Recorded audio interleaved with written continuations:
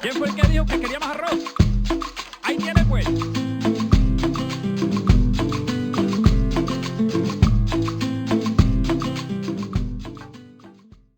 El Premio Internacional de Derechos Humanos de Nuremberg 2019 fue entregado a un chileno de 58 años, a un ingeniero agrónomo, Rodrigo Mundaca, que nos acompaña aquí en el estudio. Tenemos la fortuna de compartir el programa Latinotopía con quien ha recibido el Premio de Derechos Humanos de Nuremberg. Él viene de la provincia de Petorca, en Chile, es un luchador por la defensa del derecho fundamental al libre acceso del agua. Bienvenido a Latinotopía, Rodrigo. Qué bueno que estás con nosotros. Es un privilegio grande acá tenerte en el estudio. Bueno, primero darte las gracias, William, por estar en este programa, la Latinotopia. Gracias por la invitación y aquí estoy con la mejor disposición para poder conversar y charlar contigo. Rodrigo, en Latinotopía siempre invitamos a migrantes latinoamericanos. La idea es mostrar el trabajo de los latinos aquí en Alemania, cómo se destacan sus pasiones. Vienen artistas, vienen directores de cine, pero hoy hacemos una excepción. Es el primero chileno que nos visita aquí en el estudio y hay una razón muy grande y es que Rodrigo Mundaca es una inspiración para nosotros también los latinoamericanos acá por su lucha, por su trabajo, por la actividad que realiza en favor de las comunidades, en favor de las comunidades sencillas de su región, de todo Chile, y por la protección de un derecho tan fundamental como lo es el agua. Y queremos al comienzo acá del programa de Latinotopía indagar más en lo que es la persona, quién es Rodrigo, precisamente para beber de esa fuente de inspiración, Rodrigo. Entonces, dime 3 palabras que definen lo que eres y lo que haces. Perseverancia, coherencia, dignidad. Perseverancia, coherencia y dignidad. Rodrigo, yo sé que te gusta mucho una frase de un grande, del uruguayo, de Eduardo Galeano, un latinoamericano enorme que no estuvo aquí en Nuremberg en una charla muy, muy bello, muy inspiradora también. Y él dice, mucha gente pequeña en lugares pequeños, haciendo cosas pequeñas, puede cambiar el mundo. A todos los pequeños que te escuchamos en Latinotopía hoy, a los oyentes, a nuestras amigas y amigos, ¿qué podemos hacer nosotros desde acá para cambiar el mundo junto a ustedes en Petorca? Hay una cita de Galeano que dice también de que tenemos que ser desobedientes cada vez que nos dan una orden que atenta contra el sentido común, que atenta contra la razón. Soy un admirador profundo de Galeano, de su obra, particularmente de una obra que en la década de los 70 nos dio a conocer, en el fondo, de forma muy pormenorizada, el modelo de saqueo que existía en América Latina a propósito de una obra titulada Las venas abiertas de América Latina, que es una tremenda obra. Ya un clásico ya. Un clásico de Galeano. Ese clásico lo leí tempranamente, era bastante pequeño cuando ese libro cayó en mis manos y se transformó probablemente en el libro. Ese es el libro que me ha acompañado toda mi vida, en Las venas abiertas de América Latina. Sin duda que, como lo expresamos ayer, cuando hablamos de Latinoamérica es una región tremendamente diversa, tremendamente rica en bienes naturales comunes. Es una región que amamos profundamente, pero también es una región que ha sufrido desde la llegada de los españoles a América un proceso permanente de saqueo, de expolio, que ha provocado que porcentajes importantes de nuestra población latinoamericana hoy día vivan en condiciones de vida material bastante indignas, sin duda. Por tanto, nosotros cuando hablamos de Latinoamérica, hablamos de nuestro continente, hablamos de esa América, de esa Latinoamérica morena, criolla, indómita, de esa Latinoamérica que todavía tiene pendiente los procesos de liberación. Hay un montón de procesos de liberación que hoy día se encuentran pendientes en América Latina.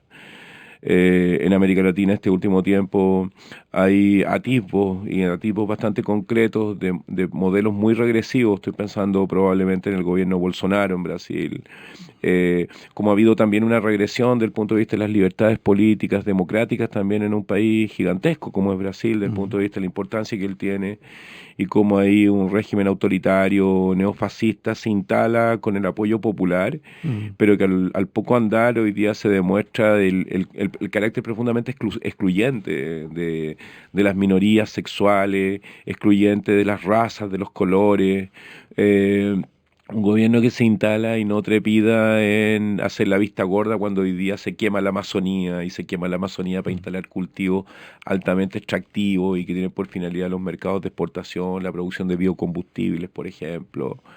Eh, yo creo que América Latina nos duele a los latinoamericanos todavía, nos duele porque creemos de que ahí hay, o sea, hay muchas tareas pendientes. Yo creo que está pendiente el tema de la liberación del pueblo sencillo. América Latina lo expresábamos ayer en nuestro discurso. América Latina hoy día es la región más peligrosa del mundo para los hombres y las mujeres que defienden los derechos humanos ambientales.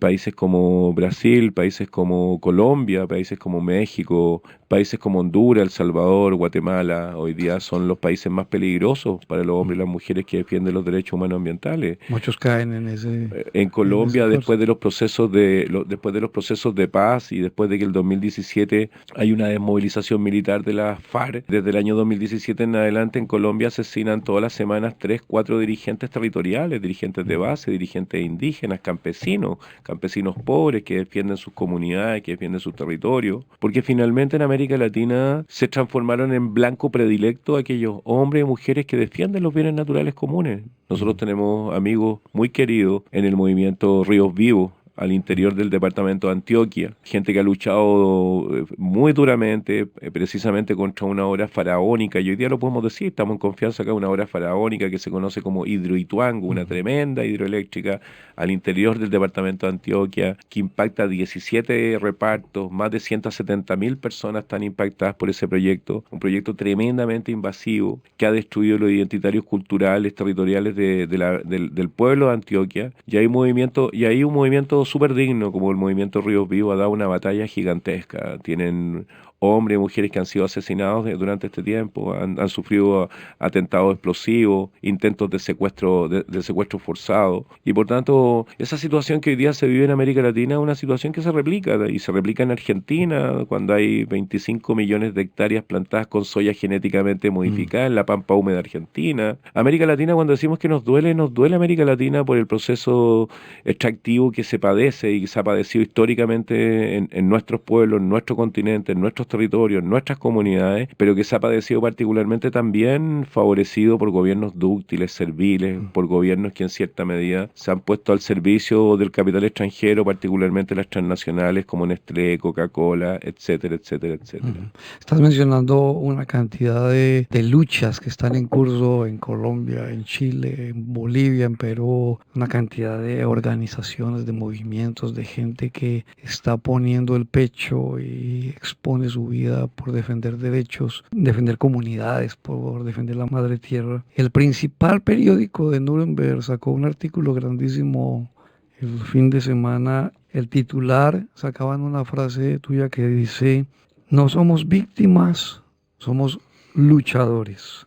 ¿A qué lucha te refieres, Rodrigo? ¿Se trata de una lucha al estilo de David y Goliat? ¿O cómo es? El titular era un titular que nos conmovió mucho. Igual el titular que salió hoy día en uno de los periódicos locales, AZ creo que se llama. El titular decía: un héroe que no quiere ser héroe. El MZ, sí. Sí. Titulan bien los periodistas alemanes. Sí, Sí, son de los titulares Sí. de estos artículos que han rodeado Sí. todo la entrega del premio, son Sí. impactantes. Son sí, muy impactantes. sí. Y como nosotros decimos en Chile, son buenas cuñas, ¿no? Sí. Buenas cuñas periodísticas. Sí, la verdad que si hablamos de Chile, Chile hoy día en materia de bienes naturales comunes es probablemente el ejemplo más paradigmático de lo que no hay que hacer con los bienes naturales comunes. En Chile, desde la dictadura, desde el año 1974, se formuló un decreto ley forestal, el 701, para construir una industria forestal para el país. Y esa industria forestal se construyó a expensas de la enajenación de más de 2 millones de hectáreas, particularmente asentamientos mapuches. A los mapuches les quitaron las tierras en el año 74, un volumen importantísimo de tierra, para montar una industria forestal, pero para favorecer a los principales grupos económicos nacionales. A renglón seguido habría que decir que desde el año 1980, con la constitución política fraguada en dictadura, la dictadura comandada por Pinochet, es cuando se consagra la propiedad privada de las aguas. Y por tanto, cuando hablamos de esta lucha, es una lucha que tiene que ver con el sentido común. Y el sentido común más elemental indica de que hoy día el 90% de la composición de un niño al nacer es agua, el 70% de la composición de los adultos que estamos acá es agua. Del agua depende la vida de las personas, pero también la vida de los vegetales, el funcionamiento del ecosistema, el desarrollo de las economías locales. Y hoy día este componente, que es un componente tremendamente importante para preservar la vida, todas las vidas, se encuentra al arbitrio de un modelo de lucro, de usura y de exclusión asociado a la megaminería química a cielo abierto, al agronegocio, a la hidroeléctrica, a las forestales. Lo decíamos también en la ceremonia de premiación en la Casa de la Ópera de Nuremberg. Hoy día 7 de 10 ciudades latinoamericanas que pagan las tarifas más altas por consumir agua potable son chilenas. Porque finalmente un bien natural que es indispensable para la vida se transformó en un bien de capital que genera plusvalía para sus propietarios. Y claro, es una lucha gigantesca, una lucha simétrica. Y digo que una lucha simétrica porque es la lucha entre el pueblo pobre y el pueblo sencillo y aquellos que se apropiaron de los bienes naturales comunes. Pero sin duda también hemos avanzado muchísimo. Hemos logrado romper cercos comunicacionales que eran tremendamente feroces.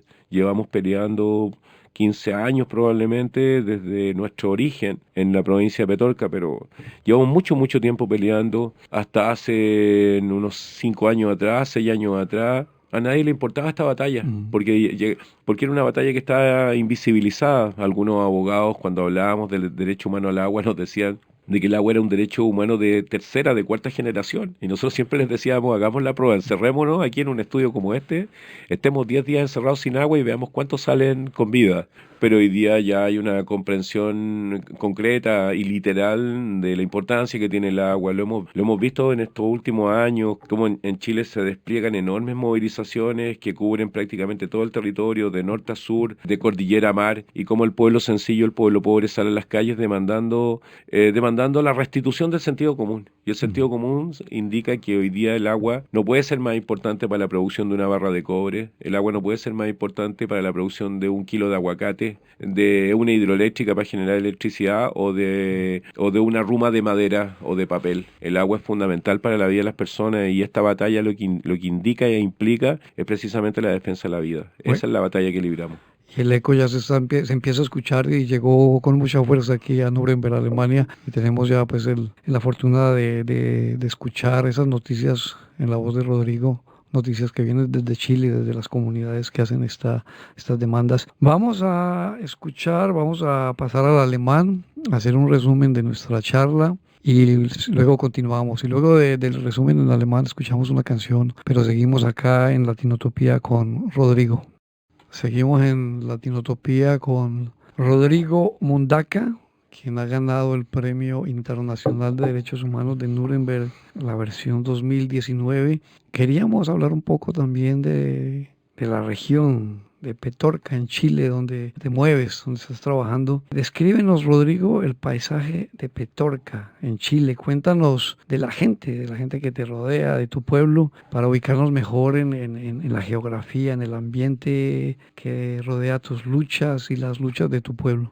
Bueno, en la provincia de Petorca, administrativamente, en términos jurídicos, administrativos y territoriales, el país se divide en regiones, provincias y comunas. La provincia de Petorca es una provincia que pertenece a la región de Valparaíso, o sea, está la región de Valparaíso, la provincia de Petorca, y la provincia de Petorca está compuesta por cinco comunas: Zapallar y Papudo, que son comunas del litoral, de la costa, y 3 comunas interiores: La Ligua, Cabildo y Petorca. A la sazón, estas 3 comunas, La Ligua, Cabildo y Petorca, desde la década del 90 en adelante, yo diría de la segunda parte del 90 en adelante, del 95 en adelante, fueron comunas que fueron cambiando su fisonomía productiva. Estas comunas, Ligua, Cabildo y Petorca, eran comunas fundamentalmente de tejedores artesanales, de productores de pasteles, de dulces, y pequeños agricultores que producían muchos alimentos de chacarería, de trigo, maíz, tomates, papas y algunos frutales.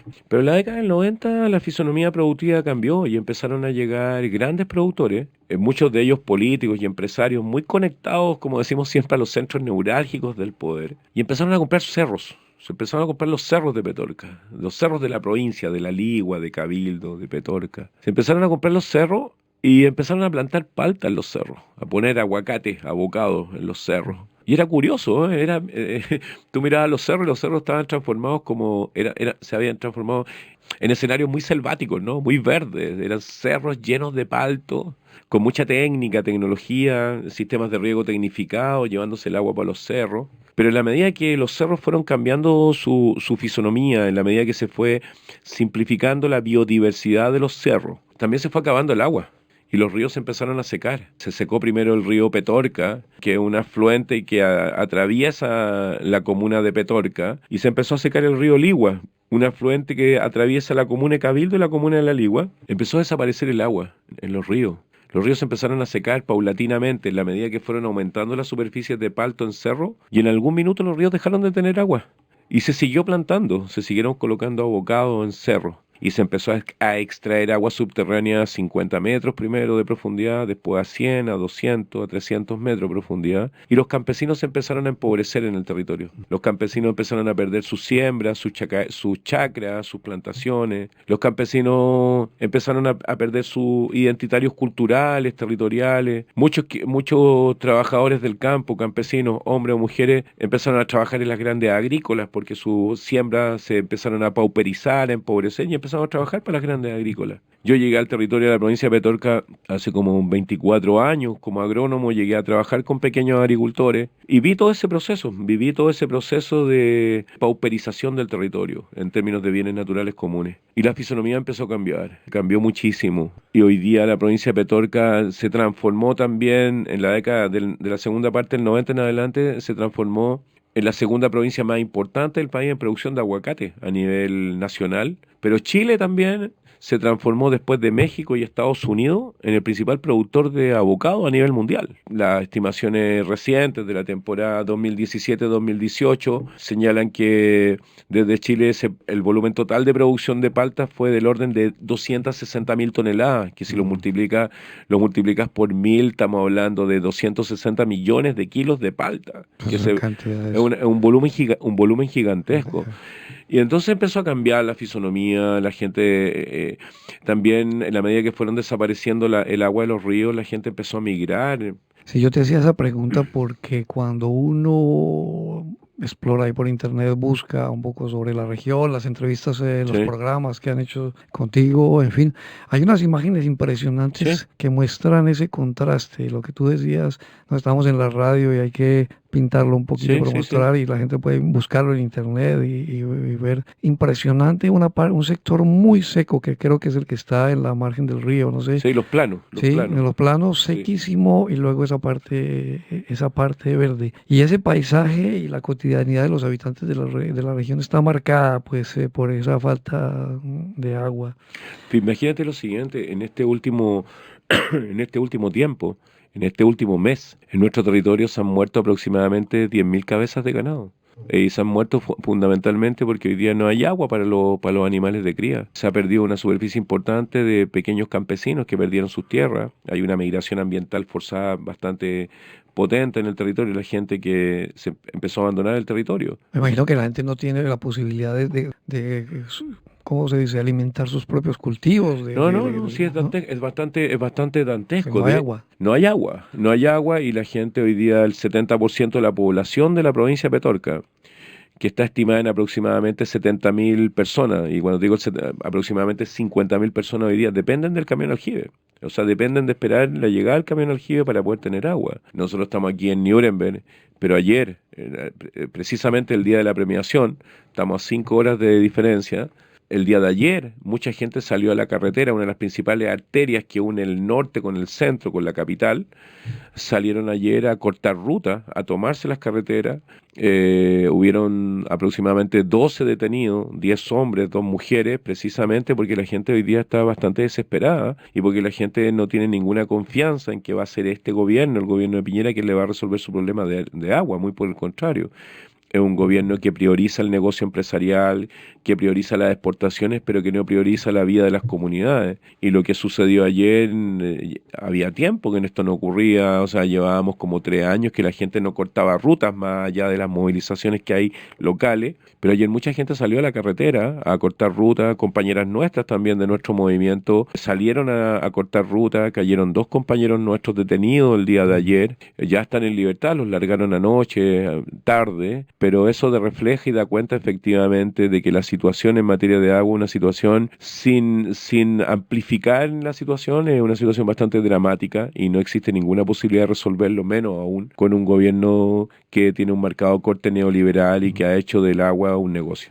Es que es una realidad difícil de imaginarse cuando uno vive tan distante de esa realidad. O sea, aquí la situación es totalmente diferente y Sí, a veces claro. yo creo que la gente, como está tan ajena de este problema, a veces abusa y entonces abusa del uso del agua y exagera. Entonces, cuando estamos conversando de la situación que vive la gente allí, que recibe el agua en estos carros, ¿cómo se llaman? Camiones de aljibe. Camiones aljibes, y que tiene que dosificar el agua, es de verdad una situación difícil de imaginar y a veces no, es absurda. O sea, el acaparamiento del agua, el agua está usurpada por unos sectores solamente, pero la gran mayoría, o sea, la población está totalmente al margen del acceso al agua. Así es, sí, así es, así es. Es una situación que también cuando uno lo piensa, lo piensa en este contexto del siglo XXI, ¿no? De la modernidad, de la alta tecnología, del internet, de todas estas redes sociales, de cómo nos hemos ido llenando de muchos recursos tecnológicos en el siglo XXI, cuando uno piensa en situaciones de esta naturaleza, de verdad que me imagino que en ciudades como en Nuremberg, efectivamente lo ven muy ajeno, lo ven así como muy, muy distante. Pero nosotros también ayer lo dijimos en el discurso, hoy día nos preguntaban por interno si nosotros habíamos hablado de Europa y del compromiso que tiene Europa con el modelo privado de agua, y nosotros sí lo dijimos ayer y lo dijimos en el discurso, o sea, los europeos hoy día, los italianos son dueños del agua en Chile, los franceses son dueños del agua en Chile, los españoles son dueños del agua en Chile, los japoneses son dueños del agua en Chile, y eso da cuenta también, y lo digo con mucha propiedad, de que también, sin duda que el pueblo europeo debe estar desinformado de esta situación, pero también da cuenta de un doble estándar, un doble estándar que tiene que ver con cómo países con agricultura, o sea, con economías fuertes, desarrolladas, que tienen resuelto una serie de derechos sociales, los tiene resueltos, pero los tiene resueltos también a costa del negocio que hacen con el agua en países de América Latina, particularmente en Chile. Y esa situación yo creo que nos parecía muy propio revelarlo, nos parecía muy propio instalar ese debate, y tenemos la sensación de que en los foros en los cuales hemos estado, mucho pueblo sencillo alemán ha reflexionado y que se ha quedado pensando precisamente en esas situaciones. Sí, yo creo que el discurso que tú hiciste en la entrega del premio, los artículos, lo que hemos leído y todo eso, yo creo que eso crea mucha sensibilidad y genera muchas preguntas en medio de la comunidad, en medio de la gente. Yo creo que la gente está cuestionada. Por ejemplo, en el tema del abocado, del aguacate, que es una moda, Sí, ¿no? claro. Ahora que hay estos movimientos fuertes de veganos y vegetarianos y todo, y que el abocado es como uno yo no sé, como Es uno de un los ali- ícono, un símbolo ahí es un alimento que ¿cómo no se? no tiene grasa saturada, tiene Sí. grasa insaturada, tiene un volumen importante de proteínas, de vitaminas, de lípidos, pero no tiene grasa. Entonces está Mm, particularmente recomendado en dietas veganas, en dietas vegetarianas. Ayer nosotros lo decíamos, ayer tuvimos un foro en la tarde, después de la ceremonia y después de haber recorrido toda esta avenida hermosa, ¿no? Donde están todos los principios fundantes de la Declaración Universal de los Derechos Humanos. Después de haber recorrido eso y haber compartido con muchísima gente, estuvimos en un foro en el cual nos preguntaban qué podían hacer los consumidores europeos que les gustaban los avocados. sí, sí. Y nosotros decíamos que nosotros no le podíamos dar ninguna receta, pero sí creíamos que era re importante que el consumidor europeo, alemán en particular, fuera riguroso en la trazabilidad del producto, es decir, que fuera riguroso en términos del conocimiento, qué es lo que pasa con ese ese palto desde el huerto hasta que llega a la Claro. mesa del consumidor final. Claro. Y también en una forma de interpelar, también preguntábamos si era posible de que el consumidor europeo pudiera seguir consumiendo paltas que fueran el resultado de la violación del derecho humano al agua. Y a nosotros nos parece que si hablamos de consumidor ético en Europa, ese consumidor ético por ningún motivo podría consumir paltas que son el resultado de la violación del derecho humano al agua. Eso es como decir, Claro, porque el consumidor tiene en sus manos una tiene una herramienta de poder. herramienta Una muy herramienta de poderosa. poder y puede, Sí. con el hecho de no consumir el aguacate que viene, digamos, de regiones en que están sufriendo estos problemas, Sí, claro. yo creo que ya está dando un mensaje, más que un mensaje, está bloqueando Sí. unas dinámicas de usurpación y de Yo sabés que de a dominio. propósito de esto que tú planteas, esa vez estaba pensando, a lo mejor en términos medio hollywoodense, estaba pensando en esta película Diamantes de Sangre. Ese diamante de sangre, ¿no es cierto? Ajá. Esos diamantes de sangre, ese diamante que se extrae en países africanos tremendamente pobres, pero que después derivan en grandes joyerías muy fastuosas en Europa. Ajá. Da cuenta precisamente de cómo hoy día muchas veces el lujo, la cosa suntuosa, es el resultado precisamente de prácticas completamente impropias que atentan contra los derechos humanos de las personas más simples, más sencillas. Sí. La producción de café, la producción de soya genéticamente modificada, la producción de frutales como avocados que hoy día se producen precisamente a expensas de la violación de este derecho que es esencial. Yo creo que nos tiene que convocar precisamente a una reflexión mucho más profunda. Sí, dejamos esa reflexión allí a los oyentes y vamos ahora a escuchar así el resumen en alemán de lo que hemos conversado y pasamos a otra pausa musical. Ok. Estamos en Latinotopía con Rodrigo Mundaca, el Premio Internacional de Derechos Humanos de Nuremberg 2019, chileno, ingeniero agrónomo y miembro de Modatima, que es el Movimiento de Defensa del Agua, la Tierra y la Protección del Medio Ambiente de la provincia de Petorca, en Chile. Y preciso queríamos ampliar un poquito más, hablar un poquito más de esta organización de Modatima y conocer más su trabajo, y porque Rodrigo no está solo allá, sino que tiene un grupo de gente, está con un grupo de gente en esta lucha, y quizás podías hablarnos un poco más de la organización, de lo que hacen, de lo que es Modatima. Bueno, en Nuremberg me acompaña René Vergara, que es el jefe de comunicaciones de nuestra organización. El Modatima es una organización que surge al interior de la provincia de Petorca, en la región de Valparaíso, al interior de nuestra provincia, por allá por el año 2009, 2010, a principios del 2010, como una expresión de resistencia organizada ante el robo de agua, dicho en esos términos.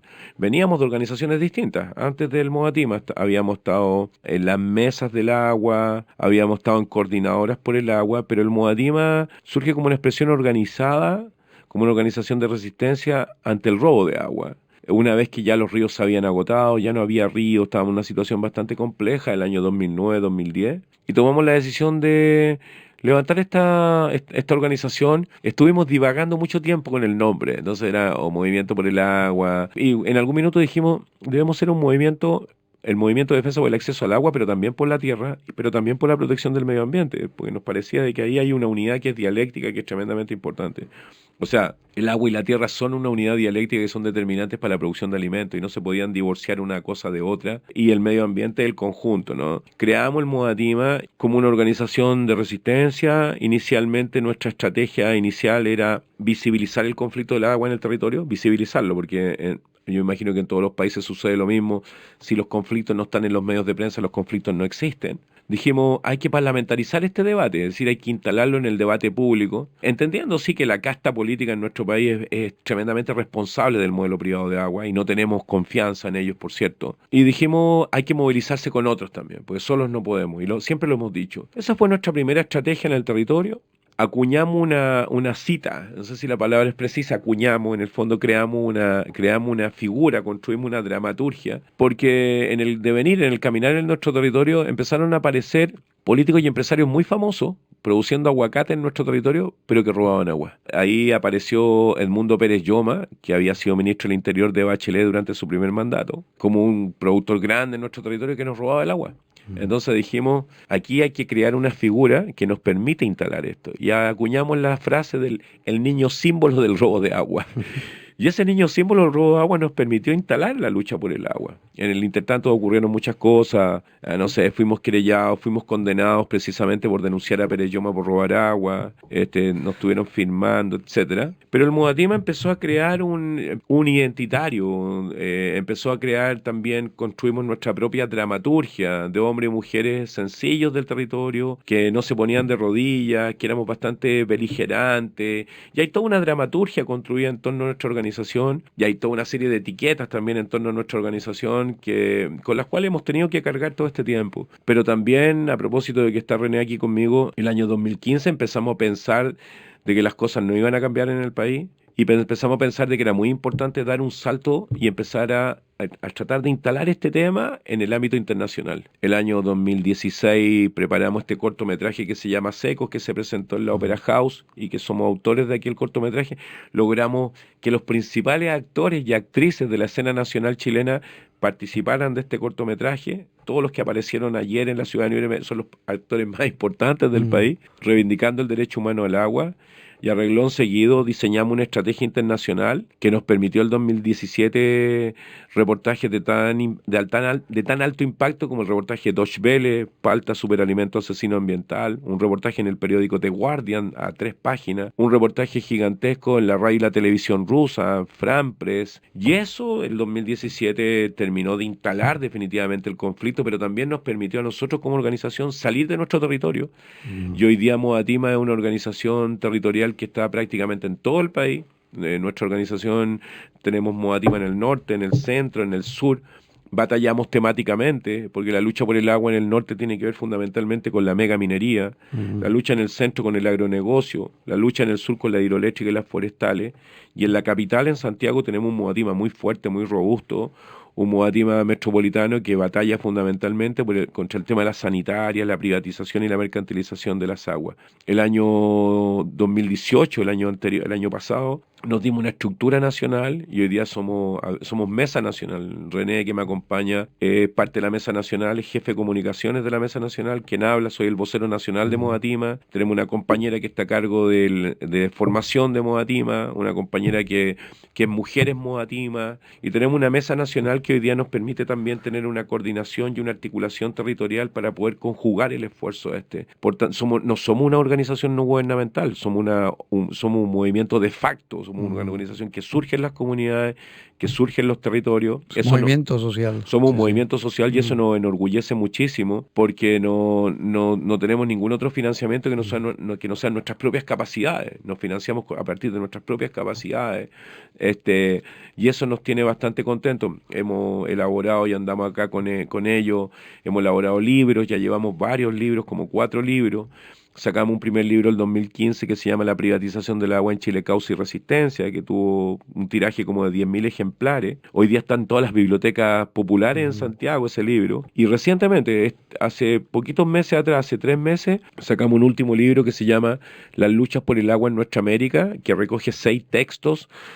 Un texto brasileño, salvadoreño, mexicano, uruguayo, y un texto de Óscar Olivera, que fue el líder y está vivo de la guerra por el agua en Cochabamba, en Bolivia, un texto de él, y un texto nuestro.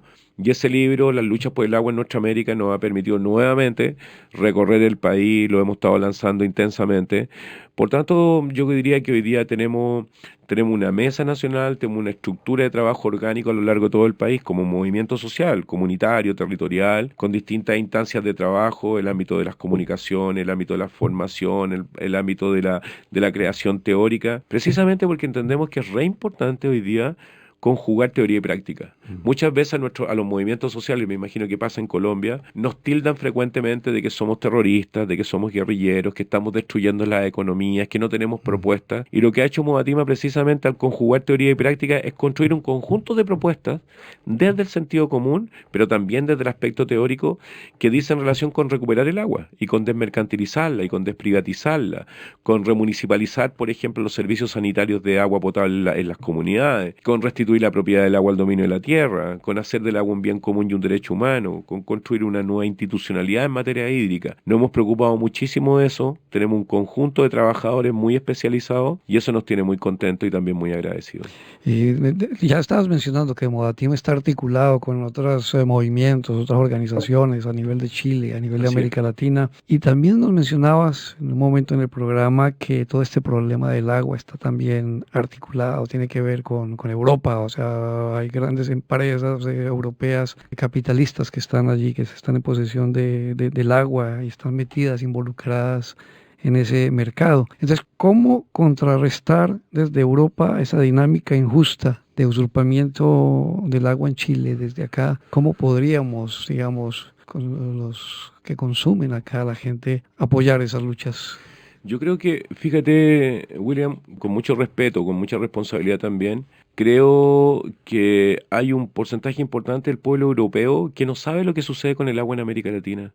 Hay un porcentaje importante del pueblo europeo que no sabe, por ejemplo, de que Aguas de Barcelona y el Grupo Suez son los controladores de la principal sanitaria en Chile, en Santiago, en la capital. Hay mucho pueblo europeo que no sabe, por ejemplo, que la empresa nacional de energía eléctrica italiana es dueña de los ríos en Chile. O que los profesores de Ontario, Canadá, son los que controlan el 40% del mercado global del agua potable en el país. Yo creo que hay un primer paso y ese paso es precisamente el conocimiento, el romper estos cercos de la incomunicación, el precisamente instalar este debate en los sectores populares, en las capas medias, instalar este debate porque creo que hay un pueblo europeo que está desinformado de esta situación y no me cabe la menor duda que no conocen de lo que sucede en América Latina con respecto a esto. La pregunta que habría que hacerse hoy día en Europa, ¿cómo estos estados de bienestar, ¿no? Estos estados de bienestar como en Alemania que pueden decir de que tienen universidad gratuita para toda la población, ¿cómo todos estos estados de bienestar hoy día, cómo se construyen estos estados de bienestar? ¿Cuáles son los recursos materiales que les permiten construir este estado de bienestar? Y yo creo que ahí es re importante precisamente profundizar